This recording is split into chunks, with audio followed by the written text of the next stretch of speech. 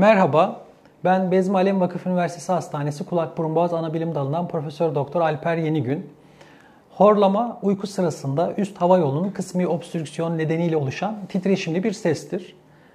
Bu durum yalnızca çevreyi etkilemez, uyku kalitesini bozarak gündüz yorgunluğu ve bilişsel performansta azalmaya yol açabilir.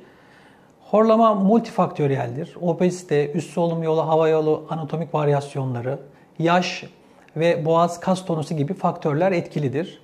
Tedavi seçenekleri yaşam tarzı değişiklikleri, pozisyonel önlemler, ağız içi cihazlar ve gerektiğinde cerrahi müdahaleleri içermektedir. Bazı hastalarda CPAP veya robotik cerrahi gibi ileri yöntemler kullanılabilir. Horlama bazen uyku apnesinin habercisi olabilir. Uyku düzeninizde sorun yaşıyorsanız mutlaka uzman görüşü alın. Düzenli takip ve uygun tedavi uzun vadede ciddi sağlık risklerini azaltır. Sağlıklı günler dilerim.